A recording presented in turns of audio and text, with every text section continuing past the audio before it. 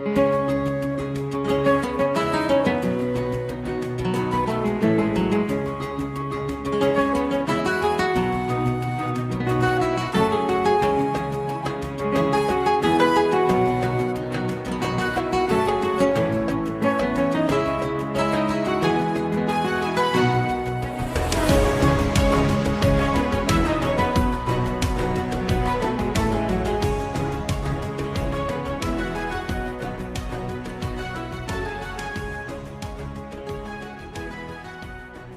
to today's A Slice of Medieval. We have a fabulous treat for you today. One of my favourite authors is joining us to talk about his Last Templar series, which I hadn't realised has been going since 1995, and he's up to something like 32 books.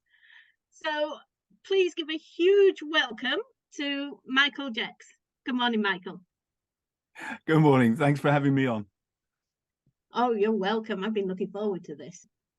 Now, first question. The Last Templar series began way back in 1995. What made you decide to pair up Simon Puttock, a local bailiff from Crediton, and Baldwin de Fernzel, a former Knights Templar, as your lead characters? Well, basically, I've been a computer salesman for 13 years. By the time I started writing, I actually had 13 jobs in 13 years, which was not exactly perfect, but it was the time of the recession in the 80s and the early 90s, and every company I worked for went bust, owing me money. So at the end of that stage, I thought, I've got to do something different. What can I do? And I thought, I love reading. Let's see if I can try writing. So I gave myself 3 months to see if I could write a book. And I actually wrote a brilliant book called The Sniper, which had bombs, bullets, sex, a certain amount of rock and roll. It was a great book, and it was accepted over the phone by a delightful lady at Bantam Press and rejected 3 days later in writing, because it was all about the ruddy IRA, and they'd just agreed their first ceasefire, so it was out of date. So I had this incentive to write something that was slightly older and where the history wouldn't change too quickly, because I hadn't met Ian Mortimer yet by then. I read a book by John J. Robinson called Dungeon, Fire and Sword, which is right here on my bookshelf, actually. Big red cover. You see, all my books are here. I know where they are. It may look like a mess, but I know where they are. But that was a really inspiring book, because it gives the full history of the Templars from their inception of the First Crusade through to their destruction. And one of the things that got me about it was that not all the Templars were captured and killed when the French king decided to dispose of them. I thought, what would have happened to a Templar who wasn't actually in one of the preceptories and who escaped? Maybe he would have gone back to the land where he had been born. And I thought, I like Dartmoor. I quite like the idea of writing about Dartmoor. It's an excellent location because you go onto the moors, you can walk for 5 minutes away from a car, and it is a medieval landscape. It's very quiet, and unless the RAF is doing a practice overhead for the day, you could be at any stage in Dartmoor's history. So I like the location. And I thought, well, if I brought this night back somewhere around there, that would be good. And the previous year, we'd got married in Devon at Tiverton, and coming back from the register office, we passed Fursdon Manor, which is a manor that's one of those rare places. It's still owned by the same family that originally stole the land from the Saxons.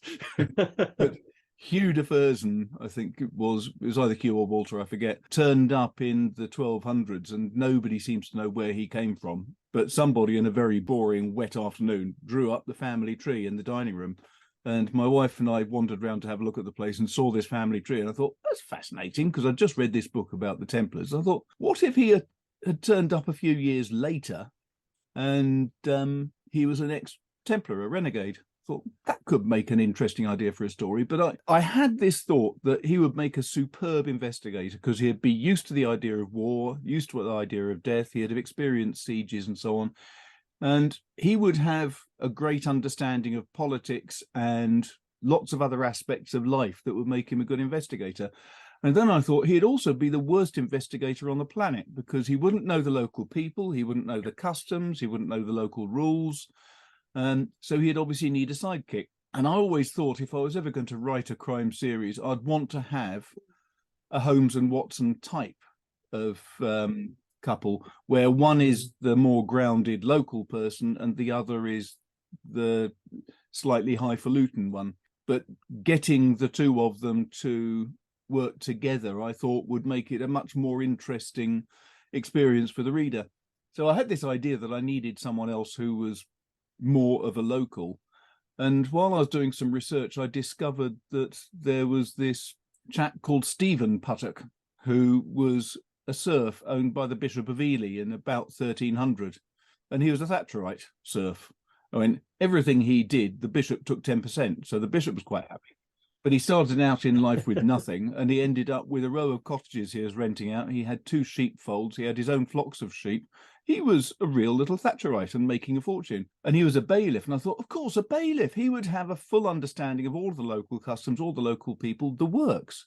Yeah. So that was the sort of immediate outbreak. And I decided I wouldn't use the name Fursdon because I didn't want to get sued. So I changed it to Fertil.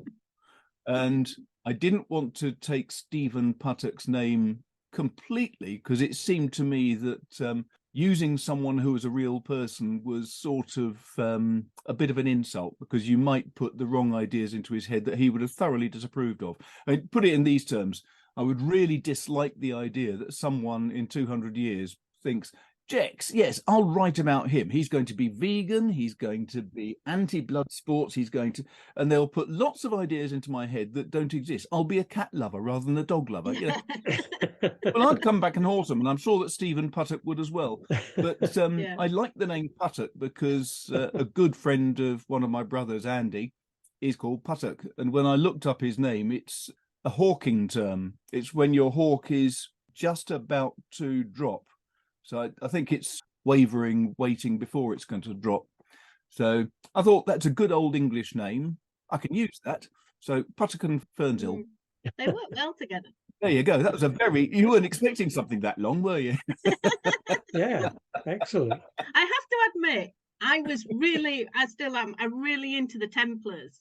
I used to get everything I could about them. And that was what attracted me. Your first book, I think it was in Waterstones in Bluewater when I was living in London. And I saw it, Last Templar. And I'm like, right, I'm having that. It's a Templar book. And that's what got me into it. And from that moment on, every time it was like waiting, just waiting for the next one to come out. And I can't believe you managed to write over 30. In all that time, because it's a few years since the last one now, isn't it? So, there's 32 in the series. The last one was a prequel, which was all about the very end of the Templars. Templar's Acre is very much the story of a young Baldwin, how a knight would have experienced his first battle, how he'd have got trained, and how he would have been recruited into the Templars. And then the next book in that series was always intended to be following on. So how would the Templars inducted, how were they trained, everything else. I also had several different side routes I was thinking about, because there was a Templar called Roger de Flor who was obviously quite prescient. He saw that with the end of Acre, when the Muslims took over the city, he could see that there was probably not going to be too much good happening to the Templars. So he stole a Templar ship, a galley, and started charging a fortune for all the women and children and any men in Acre to be able to escape. Made quite a bit of money out of that. I think he went to Genoa or Venice after that. But basically he became famous as a noted pirate in the Mediterranean. Which is, it's nice to see someone who's taken the oaths of poverty, chastity, and obedience and then becomes a pirate. So I thought he'd be an interesting character. But I've actually got half of book 33 in the series written. But the difficulty is the way things are right now, trying to get a new a publisher interested in continuing a series that's that long. Nobody really is that interested. So I think what I'm going to do very likely is finish it off myself when I get time between writing other things, and put it straight onto Kindle and see if I can get a paperback produced as well. Yeah, makes sense. I mean, I think if I'm right, most of your murder mysteries come from the historical record. If that's the case, Devon seems to have been a particularly dangerous place in the reign of Edward II. Is that the case, or was it especially bad down in Devon? Or Well, you have got the Midsummer Murders effect, of course.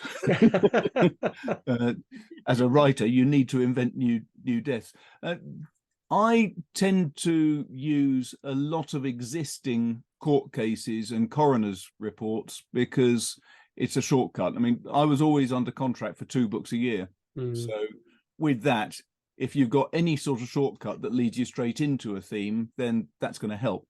My first books weren't so much based on actual historical accounts. They were really me pursuing my interests. So The Last Templar, I was interested in the Knights Templar.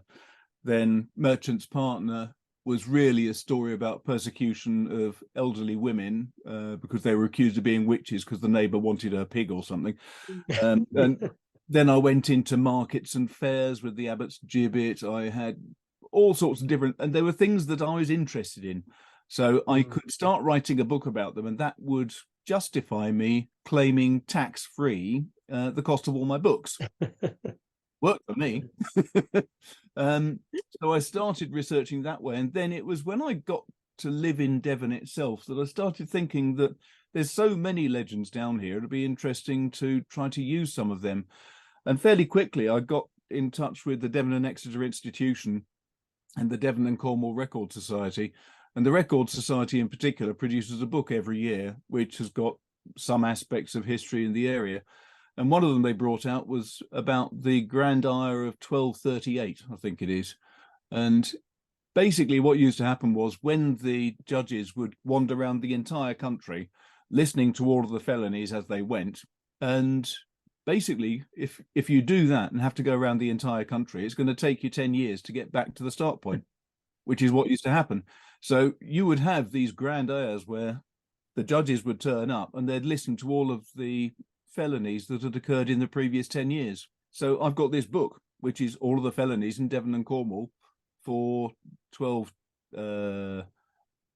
pretty much the 1230s, all of them.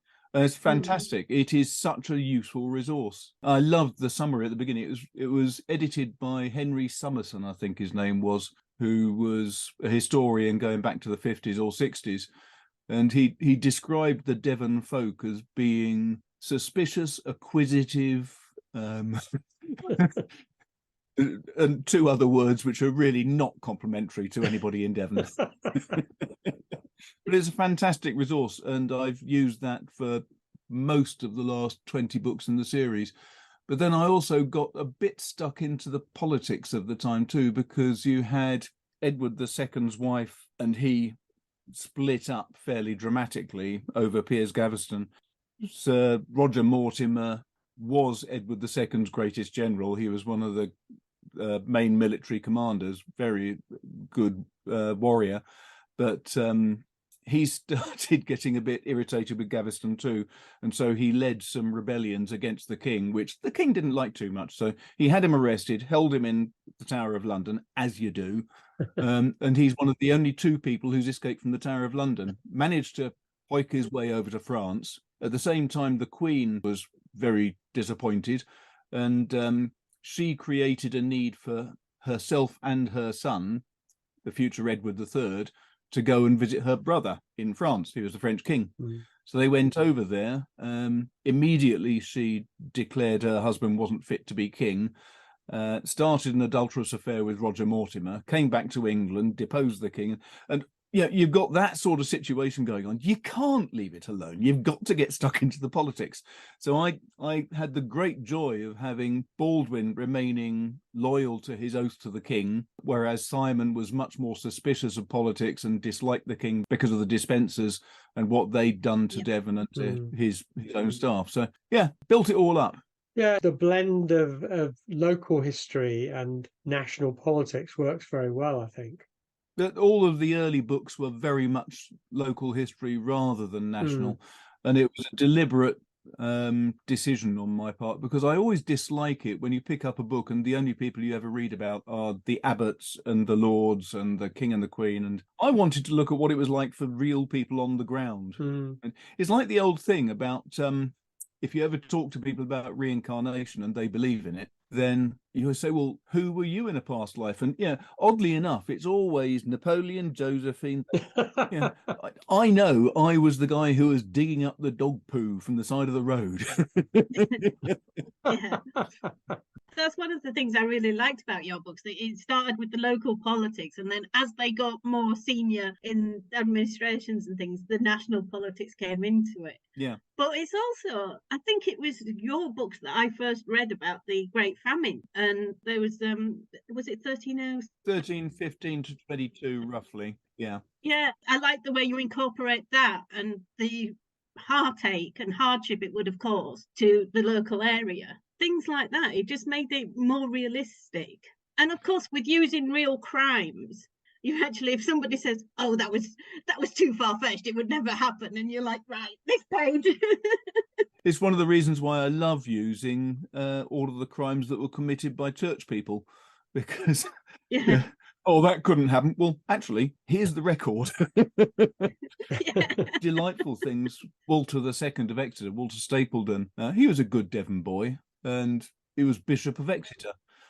But he didn't get confirmed in his position for about 2 years after he was actually given it, because the friars were constantly causing difficulties and demanding that he shouldn't be allowed to be bishop. Why? Because when a certain Sir, I think it was Henry Raleigh, died, the Dominicans had taken him in as a boarder, as a sort of retiree. And the idea was that when he died, he would give them all of his assets if they would hold vigil for him and the funeral and do everything else, and then bury him near the altar, because that was obviously pole position. And the day of judgment comes, you want to be close to the altar. So he died. They put his body in the church. Wax candles, very expensive. Lots of expensive silks and materials, very expensive. And these were all the profitable aspects of a funeral. The only trouble was a bunch of thugs broke in, beat up the friars, broke the rood screen, stole the body, the candles, the silks, everything else,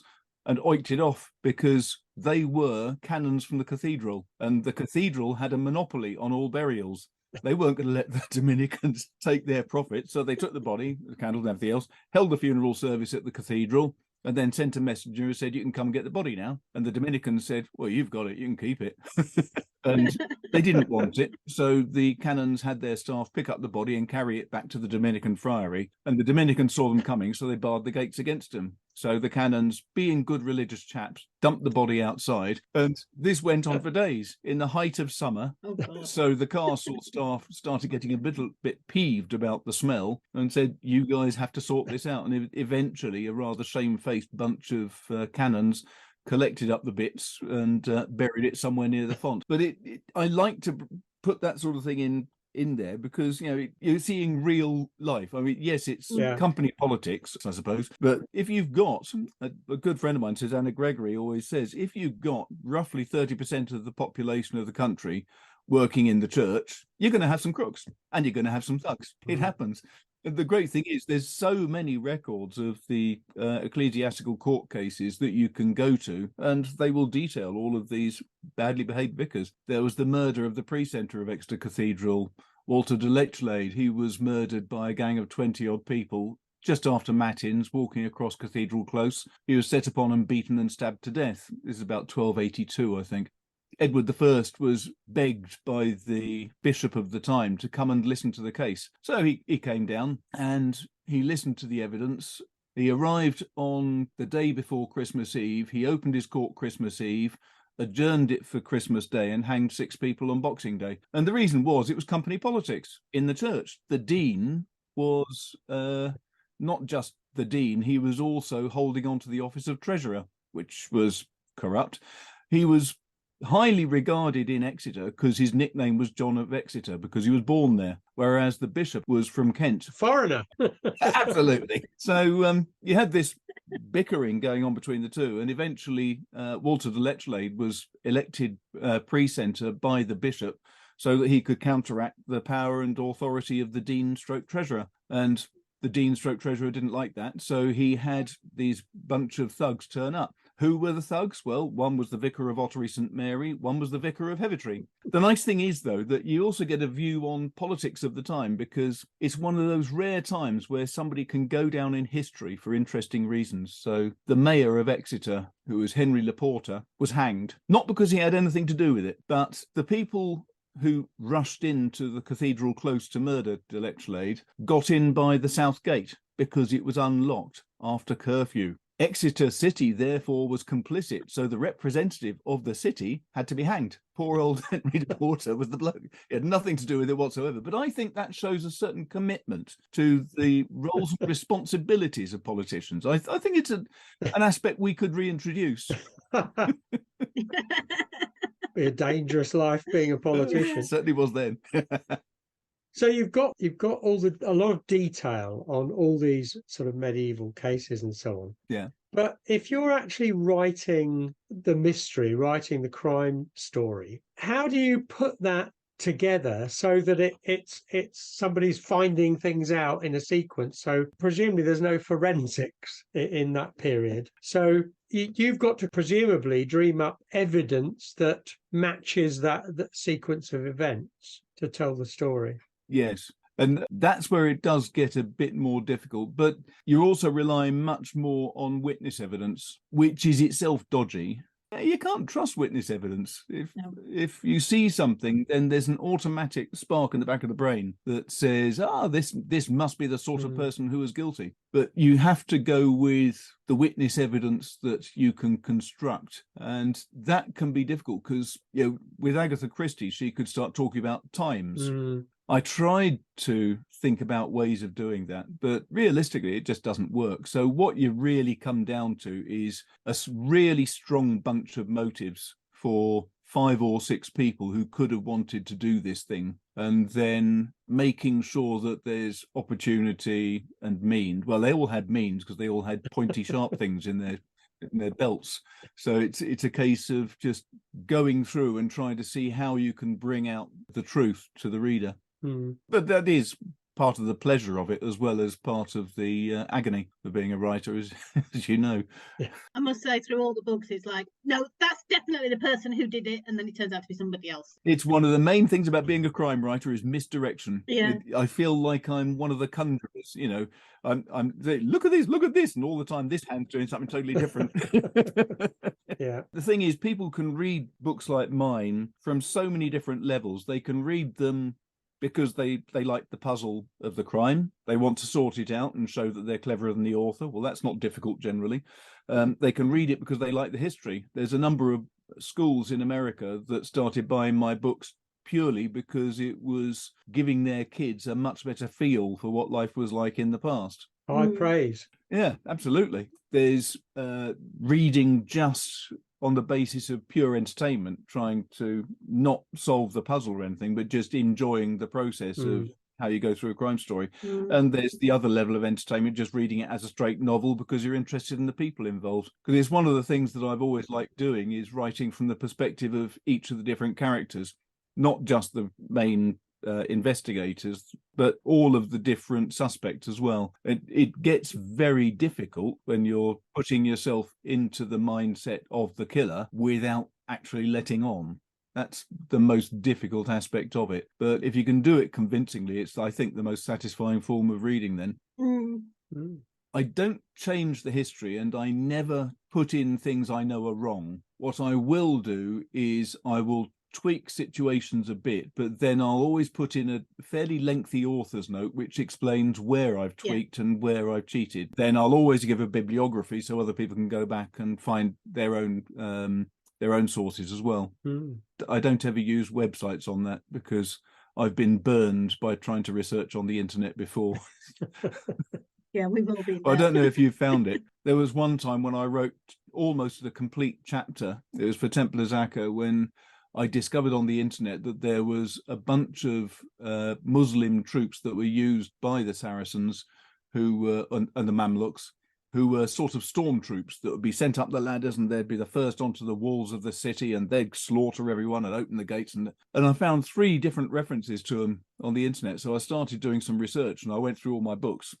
Dungeon, Fire and Sword, and I've got books on the Siege of Jerusalem, and I've got books on the Kingdom of Jerusalem.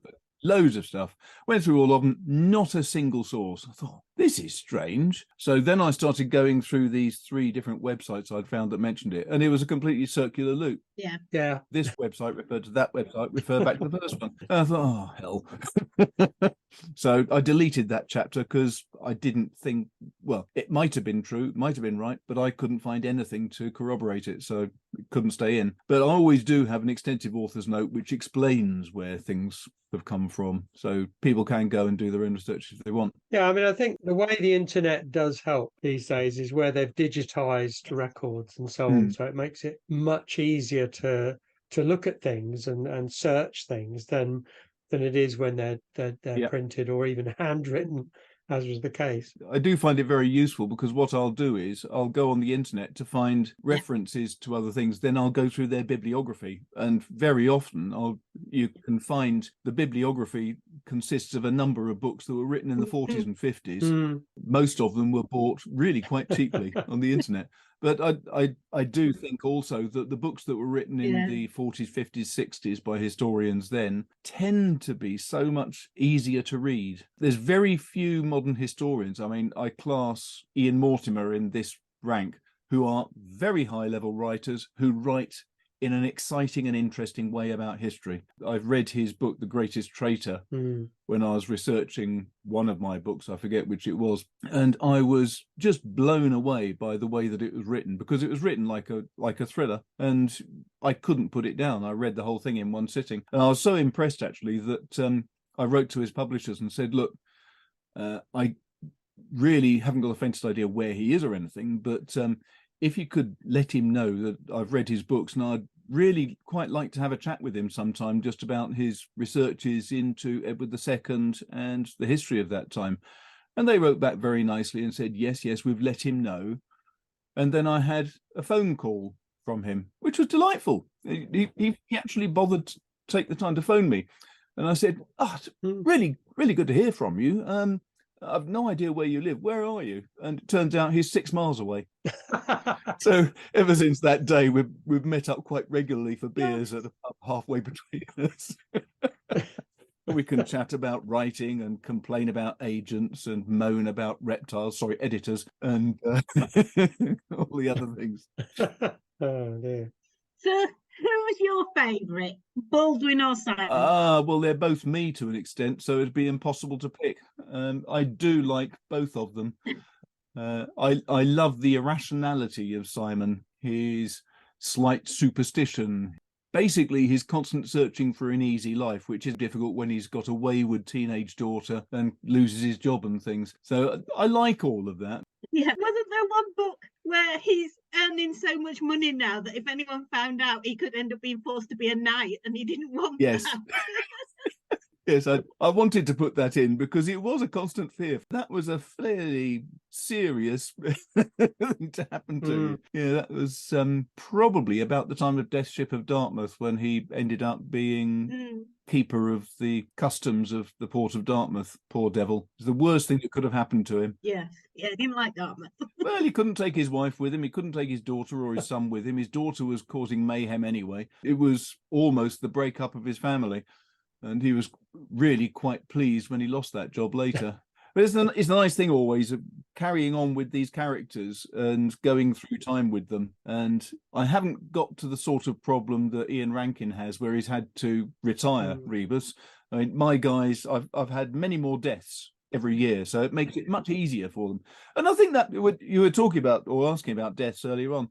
I do think that at this time, the murder rate in Devon would have been roughly the same as it would have been in Miami in the 80s or in Bogota in the early 2000s, because it was mayhem down here. You had gangs of trail baston, the clubmen, wandering around, beating up and murdering people. You had thuggish groups like the Tin Miners on Dartmoor who would beat up people and try to rob them. You had knightly men like the Folvilles and the Cotterells who would set upon and rob any travellers going near their castles. It was brutal times, and at the end of the day, there were bodies everywhere, and you would often stumble over them. I always liked the fact that when I was doing my researches, the person who found a body was the first finder, and very often, when the judges came to listen to the evidence about all the murders, they'd have the same first finder for 3 or 4 murders.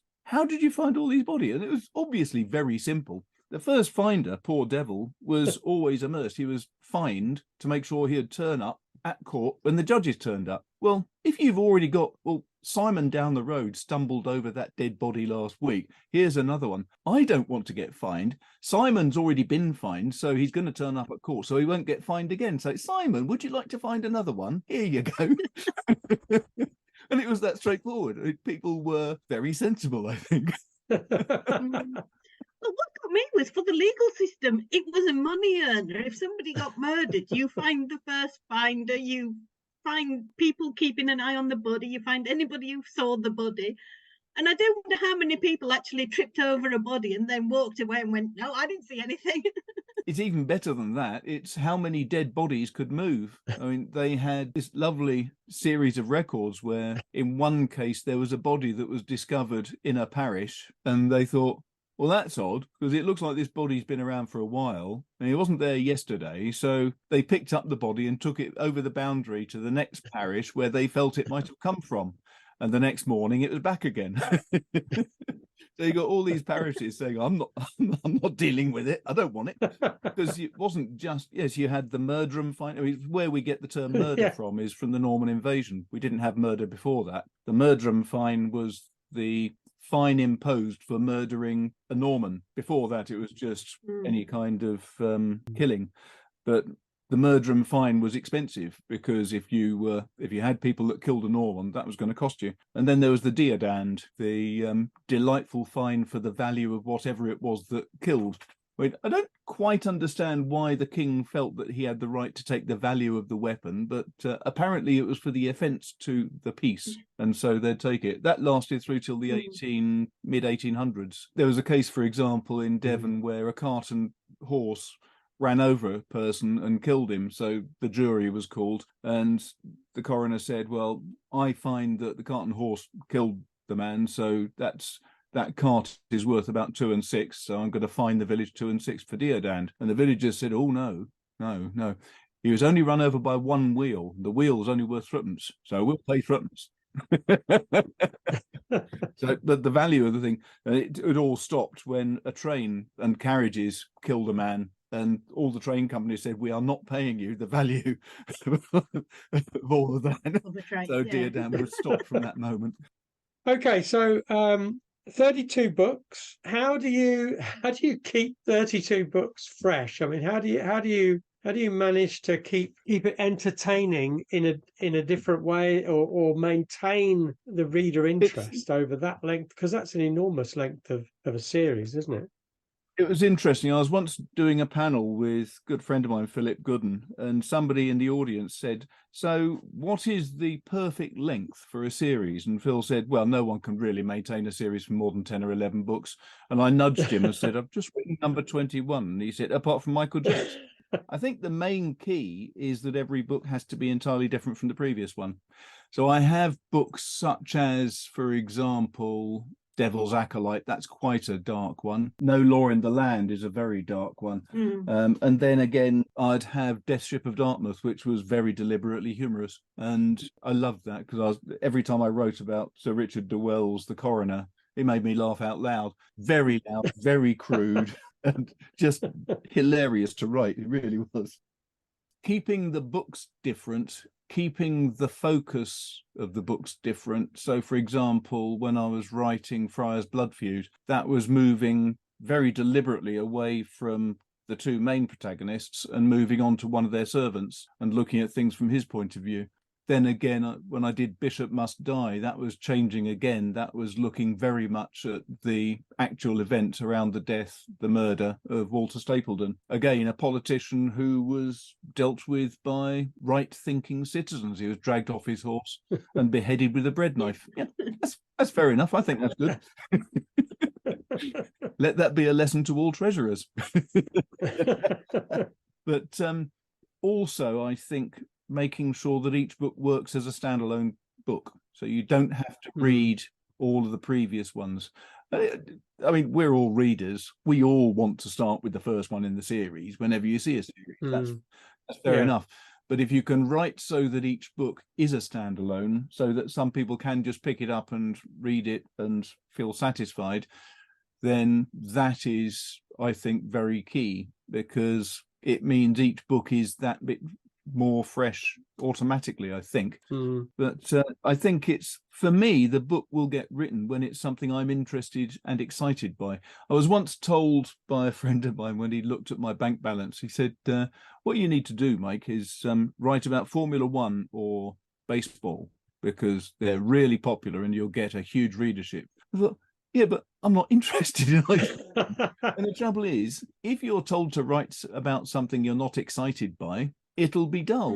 And if you're not enthused about it when you're writing it, you can't enthuse a reader. So I've always had that firm belief, and therefore I write what I want to read. I write the sort of books that I want to read and about the sort of people I'm interested in. When you have long-running series like yours, sometimes when you're reading them, you get the impression that the author is getting rather bored of writing about the same people. Whereas with yours, the last one, Templar's Acre, or the one before it, they're just as fresh as the Last Templar. It's not like you really do enjoy writing about Simon and Baldwin, and you can tell that. Whereas with some other authors who've written such long-running series, you get the impression that they're going, when will this ever end?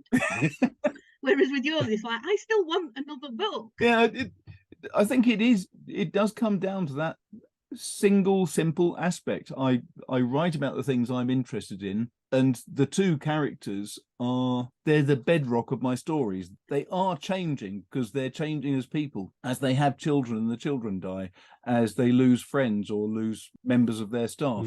Then they are changing with their environment, which makes it more interesting for me, because I can then look at how their lives are going. But they're still the firm foundations of every story. It's those two characters and their relationship, which sometimes, I mean, I threw things out of it with one of the books. Simon and Baldwin really did not have a good time with each other, and their friendship was tested to extremes. But that's life, isn't it? Absolutely. Yeah, I think readers like that. I think readers like development. They like change, and they like to see where the relationship's gone and where it's going. So I think that's a good thing. And it also makes it better for us as authors, because we're developing those characters in our mind. I can't imagine, I mean, Ed McBain, fabulous series of books he's written, all about the whichever precinct number it is. I'm looking at my shelves there because his books are there, but I can't see. But brilliant books. And the characters did develop, but he had a really odd way of doing it, because he started writing his books, I think, in the late 50s or early 60s. And he had one character who was 32 and one character who was late 20s and one character who was about 40. And they stayed the same age, although the years changed. So he was writing all the way up to the 1990s, I think. And the characters were still 32, 28, 40s, which I never got my head around.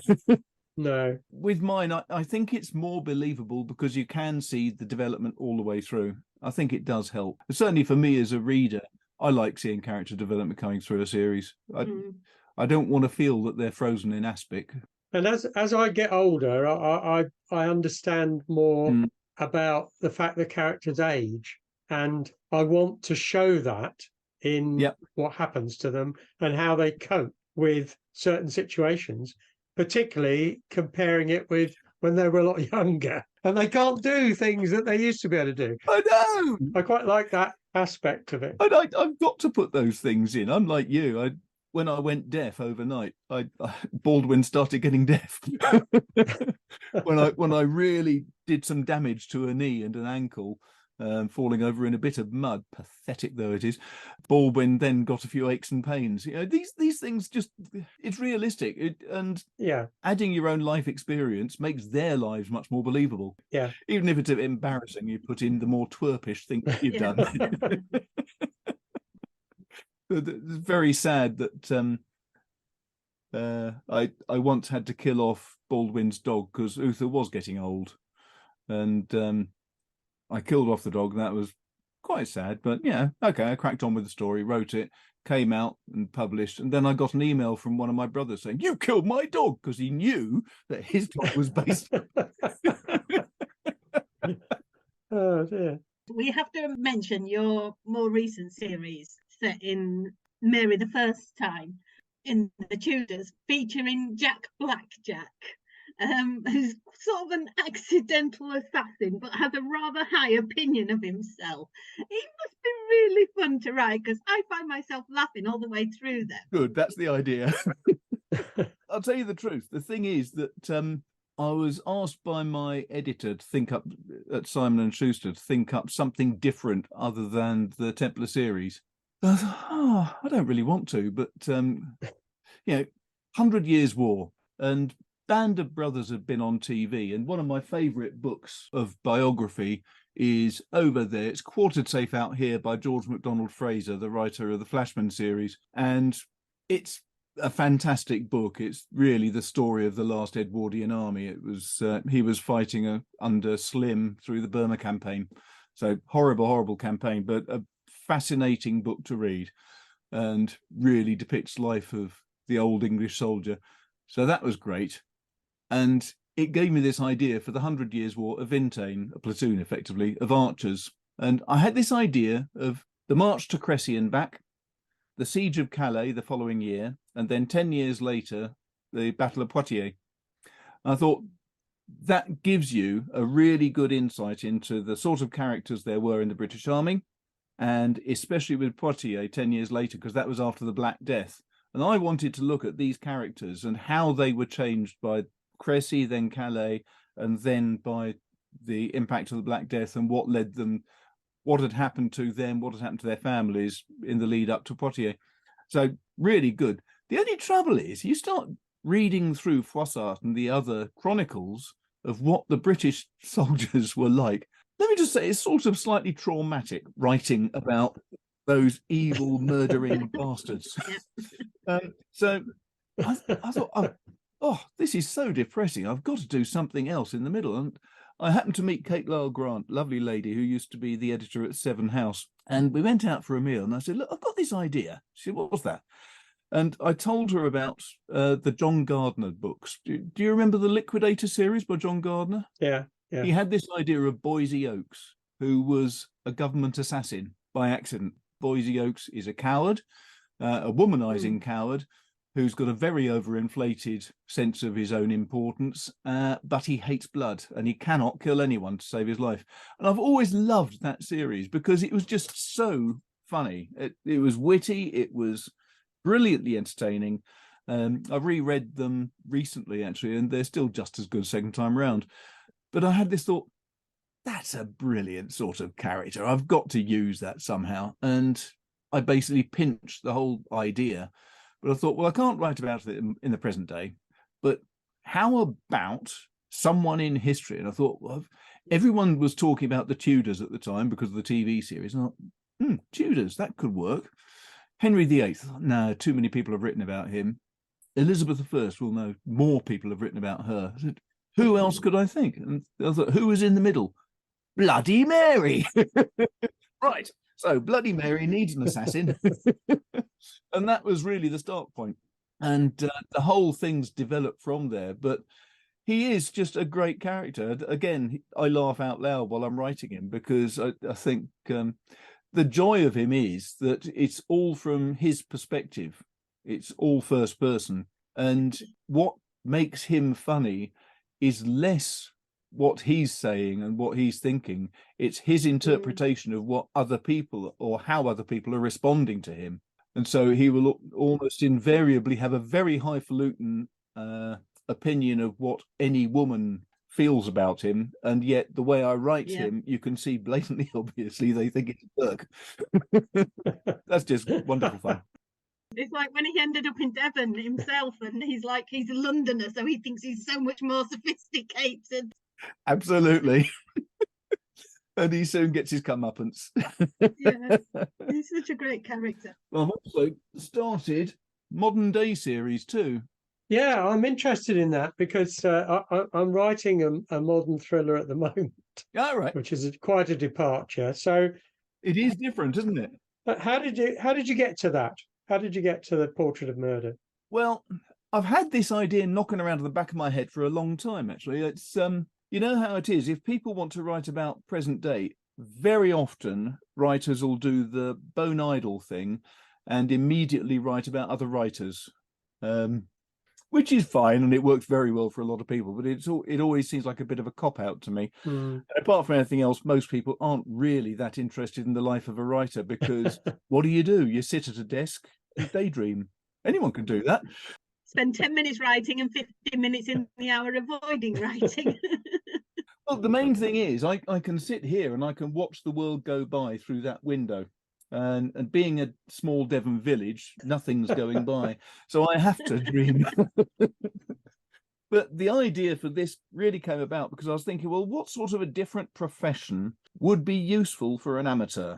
And what I came down to was a portrait artist, because it's someone who, as an artist, is going to be very analytical and capable of seeing things that other people won't necessarily see. The analogy I always make is I do an awful lot of sketching, because when I'm out and about, if I want to memorize a scene, I'll sketch it rather than taking a photo, because you take a snapshot with your camera, that's great. You can get a view on where things are. If you sketch it, you're analyzing, well, okay, that tree is that big compared to that house, and how does that look with the perspective going away? And it means you're forced to concentrate much more, and it lodges everything in the skull much more efficiently. And I thought, well, that's interesting. But then with a portrait artist, they're also looking behind the face and behind all the little tics and mannerisms. And so, the old thing about looking at the character behind the face, isn't there? They say. So I thought that was quite an interesting one. And then I also thought a portrait artist is only going to be hired by people with money. Nowadays, that's just a simple fact. But probably he'll be involved with politicians. He'll be involved with senior businessmen. He'll be involved with potentially Russian oligarchs and, other crooks of various types. I just thought that was an interesting concept to see if I could explore. And it's a little bit like the Blackjack Tudor series. It is a bit more tongue-in-cheek, and there's a lot more repartee from the lead protagonist, but it is a much more serious type of book. And in fact, when I put it up to my current editor, I said that, it's a bit of a cozy crime, really. And she said, no, it's not. I said, what do you mean? So, you've got Russians, you've got smuggling, you've got drug dealing, you've got prostitution. Well, seemed cozy to me. yeah, not a cozy crime. But they're doing well. I'm very pleased with it. I haven't got it yet, but I will do. Well, thank you very much, Michael. It's been absolutely fabulous talking to you. Lovely to finally meet you. Thanks very much. Thanks ever so much, and I'm sure we'll revisit one of your series again, perhaps in the new year. That'd be good. We have a podcast episode occasionally where we go rogue. In other words, we go away from the Middle Ages. So we might have a look at your Tudor series in a bit more depth. Oh, that'd be good. Yeah, hopefully you'd like him. But he's such a plonker. I think there's more of me in him than there is of me in Baldwin's. Yeah, he's a likable character. Definitely. Oh, thank you very much, Michael. It's been absolutely fabulous talking to you. Thanks a lot, both of you. Take care. Thanks very much. Thank you. And we'll see you soon. Take care. Bye-bye.